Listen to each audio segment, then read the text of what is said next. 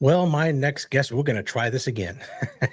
My next guest voice you've heard all around the world, including a Riyadh season and Queensberry promotions in boxing. He is Thomas Treiber, and he's kind enough to join me again. We're going to try it again this time, Toms. Last time bad connection, but this time we're going to get it going as you're here in the States. How are you, Tom? Thank you for the opportunity to be with you, George. I appreciate it. Well, it's a pleasure, actually. I've been following your work for a long time. And as I got into your backstory, there are so many things I didn't know, and how much of a career you've had in the short time you've been with us here on this earth. You started as a bodybuilder, transitioned into a wrestler, and then at the same time, though, doing ring announcing for wrestling and boxing. And now you're one of the premier guys on Riyadh season and Queensberry promotions. You are with Queensberry promotions, the main guy, but you do share time with Michael Buffer on Riyadh season. How did you first start as a kid? What was it like? Did you always like wrestling and boxing, or what was you like? Absolutely. I was a huge professional wrestling fan. Of course, growing up in the early to mid 80s, that's when the WWF was just creating WrestleMania and all the exciting pay-per-views. So I became a huge pro wrestling fan long before I became a boxing fan. And it was also when I was about 14, 15 years old that I decided I wanted to start lifting some weights. Just like every kid, you get the Weeder set and there you are in your bedroom, doing the lifting. And it was at that time that I really fell in love with the sport of bodybuilding as well. So my passions as a kid growing up was both pro wrestling and bodybuilding before I even gave too much thought to professional boxing. Now, my one brother and I both did the Weeder sets. The sand would come out of the little hole in the corner. It was a pain in the ass. But and he was, when he looked back at your stuff, he was looking. You were Mr. Illinois at one point. In 1992, I competed in a bodybuilding competition. I was 19 years old. Won my division, which was the middleweight division, and then I ended up winning the overall, which is where they place you against the lightweight winner and the heavyweight winner. And I was very fortunate. It was actually the one and only bodybuilding competition I ever competed in. When I started getting more serious about the weightlifting when I was around 15, 16, that's when I said, my goal is to step on stage someday.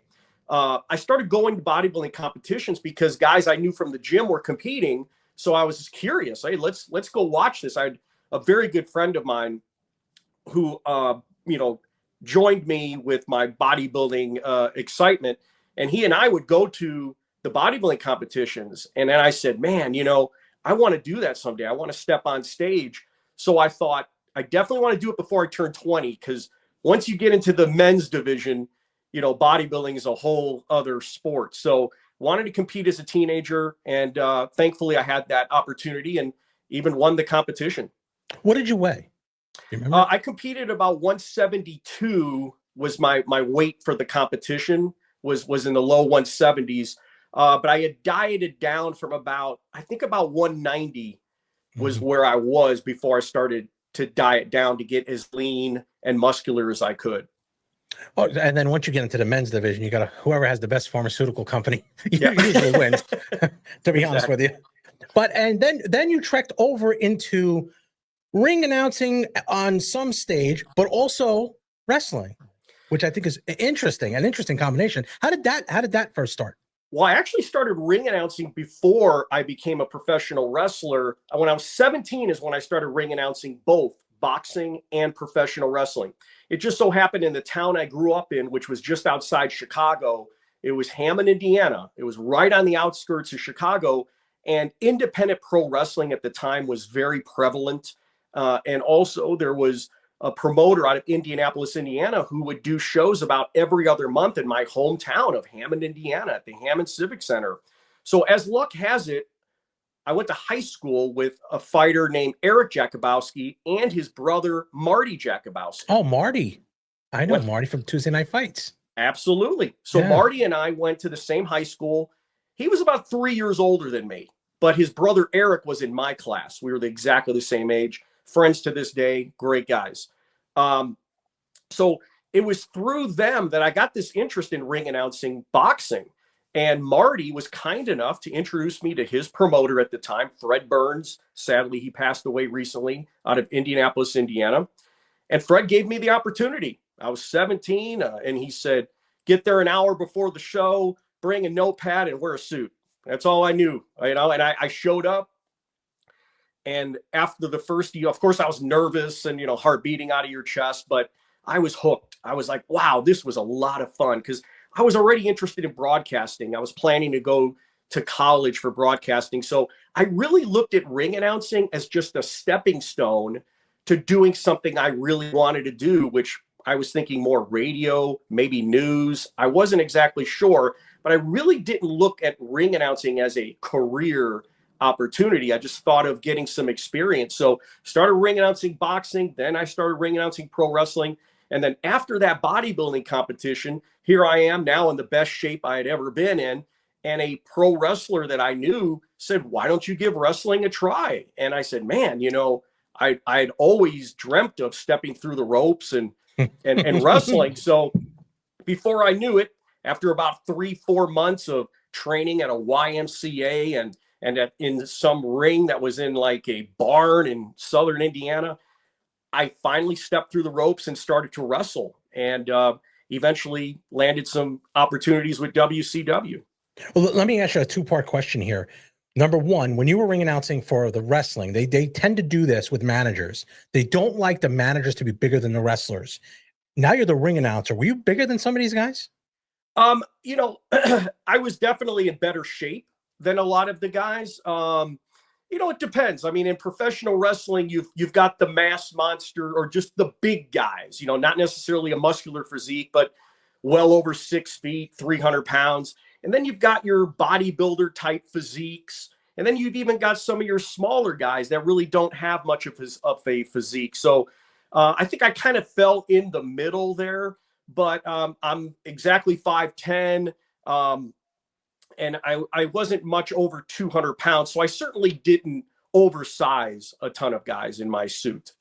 And then secondly, who trained you out of there? Was he no wrestler? The gentleman who trained me, his name is Don Bratton. That's his real name.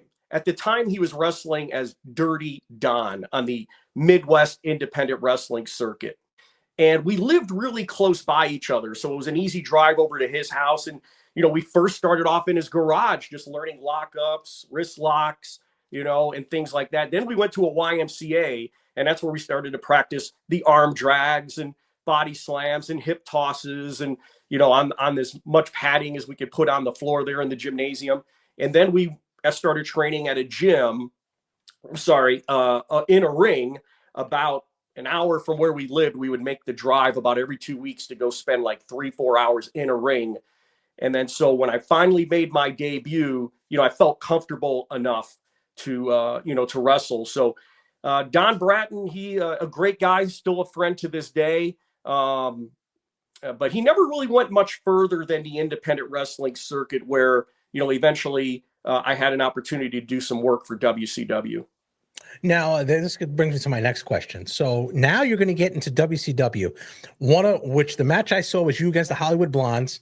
Brian Pillman, Stone Cold Steve, at the time, Stunning Steve Austin, which I always thought he was going to be. I didn't think he'd be Stone Cold. I thought Stunning Steve was the gimmick he was going to take into the WWF, but he didn't. Which was more nerve-wracking, announcing or wrestling? That's a good question. I mean, they were both nerve-wracking, but I think announcing was more nerve-wracking to me. I think wrestling, it was, I don't know, it didn't feel as you're as much under the microscope. When you're announcing, especially with ring announcing, you're really not allowed to stumble. You don't want to mess up a decision when you're announcing an important scorecard or a decision. So there are certain pressures as a ring announcer. But they were both equally nerve-wracking when I first started doing both. But really enjoyed both of them. Now, when you're going to the ring or when you're in the ring, you are the center of attention. Okay, and I used to get this feeling all the time. And in the one time that I had this feeling, let me see if this happened to you, because this is something I don't know if it's just me When we were walking to the ring, it was in Madison Square Garden. My guy was fighting Jermaine Taylor, and Wow. it was his debut, Jermaine's debut. And when he's in the ring there, as we're walking, it almost felt like the heat of all the people staring at you. You're in the center of the ring. You were in with, had some of the biggest fights in Wembley Stadium you were announcing. What is it? Do you ever feel that where it feels like all eyes on you and you almost start to feel heating up, especially the lights at the Garden? The lights it was on HBO, so the lights were just massive. Do you feel that, or is it just something that I felt that day? No, I totally can understand what you're saying. It's very exciting to be part of big events like that. But I get into a zone. I really have to get into a zone. I'm usually so focused in on what I have to say and what I have to do. I truly block everything out. The thought of like the Wembley Stadium show, we had almost 98,000 people, I'm told, worldwide audience. I block that out. I think and when the event's over, that's usually where I'll kind of sit back and go, wow, that's amazing. When I start to hear about how many people watch the event or how many people were there. But I really am so focused and zoned in on my job task that you have to block that out. You can't, certainly I have moments where I think to myself, wow, this is really a pinch me moment. And, when I did the co-main event right before Anthony Joshua, Daniel Dubois, it was pretty full at that point. There was probably well over 90,000 people there at Wembley Stadium. And I certainly took that moment in because I knew, and I never forget how it is to ring announce in front of 90 people, let alone 90,000. Now, I've spoken to a few people who've done on-stage acting work. Do you, when you're in there now, this 97,000 people is incredible. You've got to be, do you see past that first front two or no? Are you just like, it's kind of you see that? Oh, you do? Oh yeah. You can see the whole, especially those stadium shows. It does look like a sea of people. I never, I've been to sporting events where it's a sold out arena, 25,000, maybe even 30, but imagine 100,000 people. It's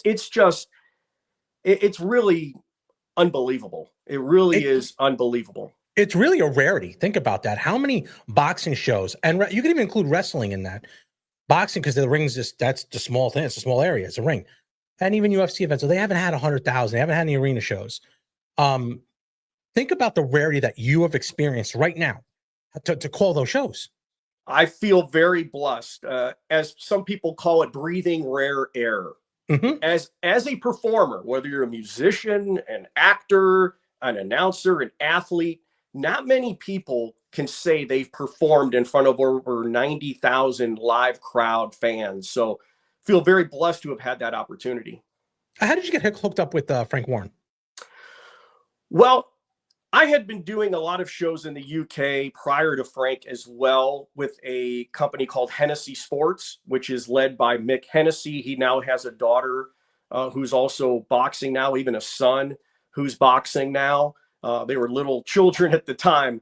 But that was my first introduction to doing events in the UK. Then I had a bit of a period of time of maybe 3-4 years where I didn't do too much in the UK. But I stayed very active doing events here in the United States with Showbox and things like that. And then one day in September of 2017, I got a phone call that they were looking to find someone to be their exclusive ring announcer. They had just done a deal with BT Sport at the time, which is now TNT Sports. And there was that opportunity for me. They made me an offer, and here I am almost 8 years later with Queensberry Promotions. And let me just say, Frank Warren, his sons, everyone involved with Queensberry, just a great group of people, and it's been an absolute honor and pleasure. So as you're going through these shows, now you're saying it's going on 9 years now for 8 for with Queensberry. Are there things now as the shows become now second nature? You're going in there now. Thomas Treiber is the voice that we see putting those shows together. So it seems like, from me looking on the outside or a fan looking at it, seems that's just normal. Do you go through a ritual prior to going out on that for that first bout for yourself to get yourself warmed up? Of course, show prep is so important. And you, as yourself, as a broadcaster, you understand the importance of show prep. So it actually starts when I get there.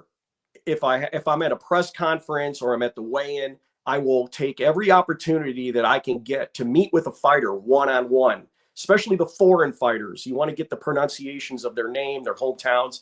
You want to get it as close as possible as you can, because people nowadays, they're watching all over the world and even in the countries of where these fighters are from. So my preparation starts there.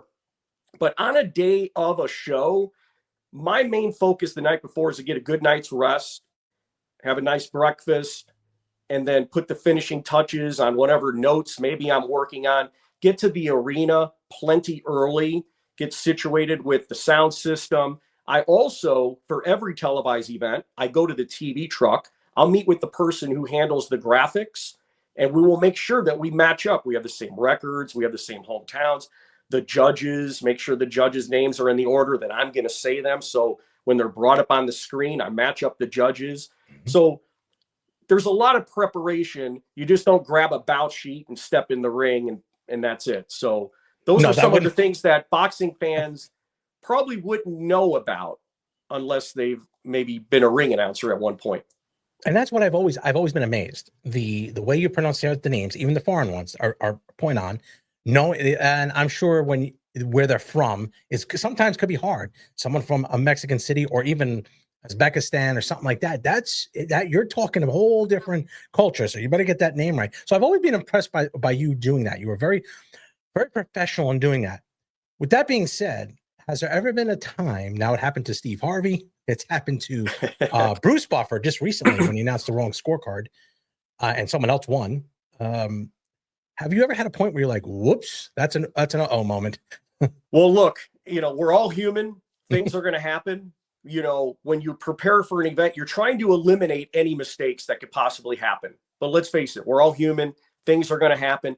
And certainly as a ring announcer, you're in a unique situation because when you're given a scorecard, you're trusting that the scores are added correctly and you're the messenger of these scorecards. So there's been situations where decisions have been read and it's the wrong winner or maybe the wrong scores, but it was really the commission or the person tabulating the scores that made the mistake. But of course, the blame always goes to the ring announcer. So, but I would say this, the most embarrassing, but a great learning experience for me, I believe it was my second time ever on ESPN. And at the time it was called ESPN The Deuce. And this was in 1995. And I was in Johnson City, Tennessee. And a fight got stopped. So I go in the ring and I go to the timekeeper. He's giving me the time. This is live on ESPN2, live. And I'm still a rookie with national TV as a ring announcer because this is like my second time ever on ESPN. And as I'm turning around, the floor director is giving me that signal, go, go, go, go. And as I'm turning and I'm seeing this, it's hitting me that I don't have my note card with me with the fighter's name on it. But I just got the time. It's in my head. So I go with it. I'm feeling that pressure of announcing the decision. So I'm like, ladies and gentlemen, the official time, 2 minutes, 25 seconds. Now I'm going, oh boy, I'm in trouble. I don't know this fighter's name. All right, your winner by technical knockout. And I made the mistake of saying, what's your name to the fighter? Oh, Jesus. And it got caught on the mic and people heard it. And there was an immediate laughter in the crowd. And the fighter, I'll never forget his name now. His name was Chavez Francisco. He didn't even say his full name. He just said Chavez. And I go, Chavez. Oh, gosh. But here's the thing, George. This went viral before people even knew the word viral. This ended up on the David Letterman show. This ended up on every newscast. Oh, shit. It was I thought my career was over. And thankfully, the promoter, the late Larry Carrier, he was also the owner of the Bristol International Raceway in Bristol, Tennessee. He called me up maybe a week or two after the event and said, look, you're doing my next one. Because he had a 5-fight deal with ESPN. And this was the second one. He said, you're doing my next one. And I said, okay, Larry, I'll be there. But I honestly didn't know if I'd ever get called back. The embarrassment. But I turned that negative into a learning experience. I turned it into a positive because I did get a lot of exposure, from that. Right. Even though that's not the exposure you want to get as a 21-year-old ring announcer only on his second nationally televised event. But I really learned from it. And I think that's the key. And my advice always to other ring announcers is, first of all, do it as often as you can because you're going to make a lot of mistakes. But the key is to learn from your mistakes. And you never stop learning. Even as a over 30-year veteran, I'm still trying to improve and see where I could make adjustments. As I'm getting into public speaking now, that's going to be my next kind of career, doing that. I found it good to either get the blood working, like do a couple push-ups, a couple, jumping jacks to get going. Do you ever find that to get your blood working, get your brain going at the time? Do you do that at all or no? You're totally focused. I don't do any physical exercises, but like I said, the key thing for me, especially when you're working international, because you're working in a different time zone, getting rest, as much rest as you can, especially when I do these events in Riyadh, Kingdom of Saudi Arabia, it's a 9-hour time difference. So when I'm getting up for breakfast at 8, 9 a.m., it's only 11, maybe midnight here in the US. So your body, you'll never adjust in a short period of time. You'd probably have to live somewhere for at least a month before your body is going to adjust to that time zone. But I do my very best just to get as much rest as I can, especially on these international events. Let's talk about Riyadh season. You've been now since its inception, you've been on every one. Yes. When did you get the call from Riyadh season? Was that just something that went with Queensberry, or was just something that you got on? Well, when we did our first one, which was Tyson Fury versus Francis Ngannou, that's where I got my first opportunity to work with His Excellency Sella, the Riyadh season event. So I was very fortunate that because of my working relationship with Queensberry, it opened that door for me then to be part of the first Riyadh season event. And of course, the great Michael Buffer handles the main events, sometimes even the co-mains on these great Riyadh season events. So it's definitely one of those situations where right place, right time to work my way into being part of the Riyadh shows. And thankfully, since its inception, I have been part of every one so far. And how has that been for you professionally and personally? It's been amazing. It's really been a career changing opportunity. The exposure of these events has been just absolutely incredible. I see it growing every time I go to Saudi Arabia. I just see things getting bigger and bigger and bigger every time I go there. And all the great people I've worked with. I mean, the productions, George, of these events are unbelievable. It starts with the grand arrivals. They've got these incredible stages and places that we do the grand arrivals. Then we've got the media workout also. And then we've got the press conference. Then we've got the weigh-in and the show. And they put so much into the production. I've never been part of such an incredible production and working with so many great people. Has this been for you? Do you look at this as a long-term situation where you can now become the guy, the Michael Buffer per se, because Michael is in his 80s, let's be honest here. Is that something that you want to pursue, or do you have other ventures outside of being a ring announcer? I'm certainly always open to opportunities outside ring announcing, but this is definitely something I don't ever want to stop doing. I love my job. I love everything about it. I love to travel. I love the live crowds. I love being part of exciting sporting events. So this is something now that I would never want to stop ring announcing, but I take it one show at a time. And, Michael Buffer is Michael Buffer. He's the Arnold Schwarzenegger. He's the Sylvester Stallone. This guy is an icon and he's a great guy.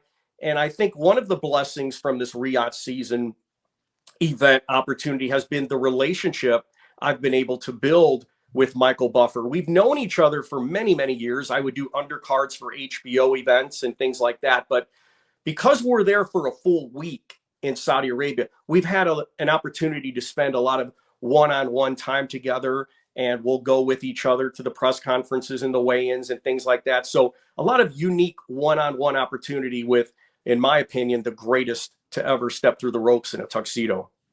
And as you wrap up here, before we do, I found something incredibly interesting in your bio, and I got to ask you about it because I remember this distinctly. How did you get on Keeping Up with the Kardashians? How she got her brakes beat off, but I mean, like, how did you get into that? I mean, you literally, if you think about it, the wrestling, the reality TV, and now boxing on Riyadh season, you have touched every like big epic thing from the early 90s till now. And you've been a part of it, whether it be reality TV, professional wrestling, and now Riyadh season. Well, how did you get into that? Well, with the Keeping Up with the Kardashians gig, there was a promoter that I was doing events for already, and he was the one approached by the E! Channel, which is where the reality show aired on. And he was the one that they decided to go with to do this charity boxing event, stage it in California. We were at the Commerce City Casino in Commerce, California. And I got a call one day from him, and he just said, look, I just had a meeting with the E! Channel. We're going to do this charity boxing event, and it's going to be for an episode of the Kardashians. And he said, I can't make any guarantees, but I need you to send me a demo so that I could present it to them, which I did. And fortunately, they chose me to be the ring announcer for this episode. And this is we shot it in November of 2009. It aired in January of 2010. And the week before, and you know, when you do things like this, George, you don't know how much they're going to use you. You don't know if they're just going to use your voice. Are they going to edit you out? You just don't know what's going to happen.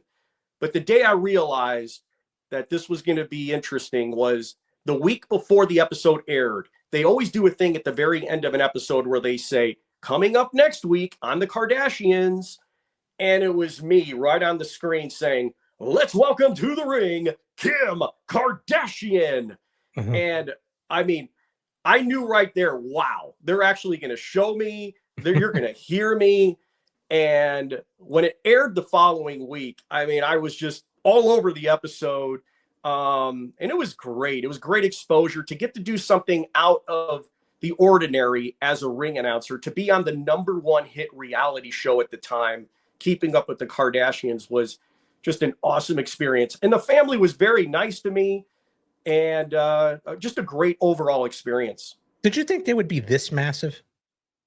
At that time, they already were. I mean, the show was huge at the time. I was even watching the episodes. Oh, geez. So, you know, I mean, it was hard not to, because they were on all day long. And, yeah, I know. And that was the other thing. After that episode aired, it continued to air because they showed replays and replays and replays. And believe it or not, just 3 or 4 days ago, somebody sent me a message with a clip of me introducing Kim Kardashian. I think it's on TikTok. And they're like, wow, this is you know? And it's still to this day, it's something that never dies. And there was a girl in England not long ago that came up to me at one of the events and said, you know how I know you? You were on the Kardashians. And I'm like, wow. I mean, that was 15 years ago. And people still bring up that episode. You know what I wanted to, now you just brought that up. Boxing, like here in the United States, we're guys that are kind of known lower level boxers. Like, I'll give you an example. Tim Witherspoon, he's a friend of mine. Back in the 80s, popular here in the United States, but not over in England until he fought Frank Bruno. Do you know he is extremely popular? I mean, really popular over there. There's a lot of cameos for people over there. When you go over to England, is it like everybody knows you? Like, it's like, wow, it's amazing how you get recognized.